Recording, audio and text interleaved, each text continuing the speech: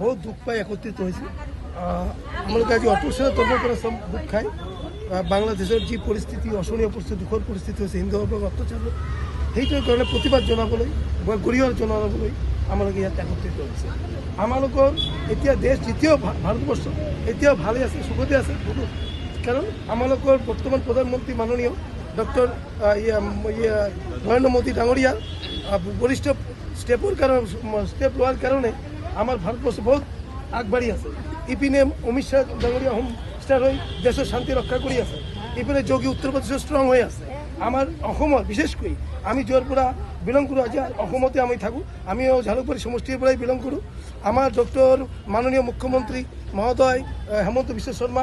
অসমক সুৰক্ষিত ৰাখি আছে কিন্তু অদূৰ ভৱিষ্যত আৰু 20 বছৰ 25 বছৰ পিছত কি হ'ব আমি নাজানো সিহঁতৰ ওচৰত অনুৰোধ তেওঁলোকে থাকিলে আমি নিশ্চিন্ত কিন্তু অদূৰ ভৱিষ্যত যেনেকৈ ডেমোগ্ৰাফিৰ পৰিৱৰ্তন ঘটিছে আমাৰ নতুন প্ৰজন্ম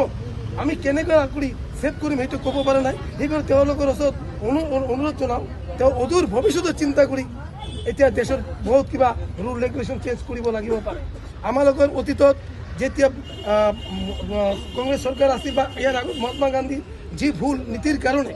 আমালোকে পাকিস্তান ভাগ হৈ ইছলাম এই ৰাষ্ট্ৰ হিচাপে পৰিগণিত হ'ল অথচ আমাৰ হিন্দু প্ৰধান দেশ হিন্দু ৰাষ্ট্ৰ ডিক্লেয়াৰ নিদিলে সেইটো আমালোকৰ দুখ আছে কিয় নিদিলে সিহঁতৰ আমি ইমান ডিক্লেয়াৰ কাৰণে সিহঁতৰ বহুত ৰং কৰিছে ৰাইট কৰিছে দৰ্শনে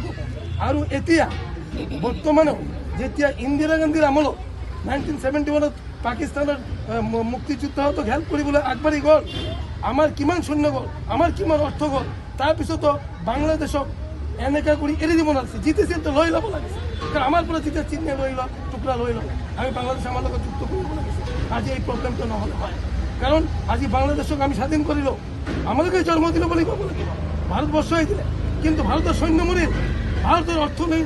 অৰ্থ ক্ষয় হ'ল কিন্তু লাভ কি হ'ল এতিয়া আমাৰ হিন্দু ভাই ভনী তাত অসুৰক্ষিত হৈ আছে এইটা নৰেন্দ্ৰ মোদীৰ ওচৰত ডাঙৰীয়াৰ ওচৰত প্ৰাৰ্থনা জনাওঁ আমাৰ তাত হিন্দু ভাই ভনীসকলক সুৰক্ষিত কৰাৰ কাৰণে বিহিত ব্যৱস্থা ল'ব লাগে দৰকাৰ আৰু কৃষ্ণ দাস যি ইস্কন মন্দিৰত তেওঁৰ যে বন্দী কৰি ৰাখিছে জেলত ৰাখিছে তেওঁৰ মুক্তিৰ কাৰণে বিশেষ পদক্ষেপ ল'ব লাগে লাগিলে আন্তৰ্জাতিক কোৰ্টৰ মাধ্যমৰ সহায় লৈ তাক এডভোকেট সহায় দিব লাগে কাৰণ তেওঁ জামিন লোৱাৰ কাৰণে বেল লোৱাৰ কাৰণে এতিয়া উকিল পোৱা নাই আর আমালোকের একটা বিশেষ অনুরোধ আমার হিন্দুর আমালোকে বহুত হিন্দু বহুত গ্রুপিজম আছে ভাগ আছে এই ভাগ পাহৰি এটাই পৰিচয় হ'ব লাগে আমি সনাতন আমাৰ হিন্দু ধৰ্ম একচুৱেলি আমাৰ হিন্দুস্তানত বহুত ইছলাম ধৰ্মী আছে যিহঁতে হিন্দুই আছে কিবা কাৰণত সিহঁতে চেঞ্জ হৈ গৈছে আৰু এতিয়ালৈকে আমি ভাবোঁ বাংলাদেশত কিমান হিন্দু আছে কিন্তু ইয়াতকৈ বেছি আমাৰ ইণ্ডিয়া অনৈতিকভাৱে প্ৰৱেশ কৰি আছে ইছলাম ধৰ্মী কিছু সিহঁতক সোনকালে চিহ্নিত কৰি বহিষ্কাৰ কৰাৰ চেষ্টা ল'ব লাগে এইটো আমাৰ বিশেষ অনুৰোধ থাকিল ভাৰত চৰকাৰ লগতে অসম চৰকাৰ আৰু আমি ইমান খুশি যে আজি আমাৰ হেমন্ত বিশ্ব শৰ্মা ডাঙৰীয়া আমাৰ অসমৰ মুখ্যমন্ত্ৰী আৰু অদূৰ ভৱিষ্যতত তেওঁক ভাৰতৰ প্ৰতিনিধিত্ব কৰিব বুলি মই আশা ৰাখোঁ কাৰণ তেওঁলোকে যেতিয়ালৈকে আহিব থাকিব নৰেন্দ্ৰ মোদী ডাঙৰীয়া প্ৰধানমন্ত্ৰী অমিত শ্বাহ ডাঙৰীয়া হোম মিনিষ্টাৰ আৰু যোগীজী আৰু হেমন্ত আমালোকৰ যে মুখ্যমন্ত্ৰী মাননীয় মুখ্যমন্ত্ৰী তেওঁ থকালৈকে আমালোকৰ দেশ ছেভত থাকিব কিন্তু তেওঁলোকৰ এটা ওপৰত অনুৰোধেই হ'ল যে অদূৰ ভৱিষ্যতে নতুন প্ৰজন্ম চিন্তা কৰি ষ্টেপবিলাক লোৱা এতিয়াৰ পৰাই আৰম্ভ কৰিছে বুলিও ভাবোঁ আৰু এটা বিশেষ পইণ্ট আছে যিটো মছজিদত মাইক চলে আমাৰ হিন্দু মন্দিৰত নচলে হয় টোটেল মাইক বন্ধ কৰিব লাগে নহ'লে গোটেই মন্দিৰবোৰটো চলাব লাগে কাৰণ মাইকৰ পৰা বহুত প্ৰব্লেম হয় শব্দ প্ৰদূষণ হয় এইবিলাক ষ্টপ কৰা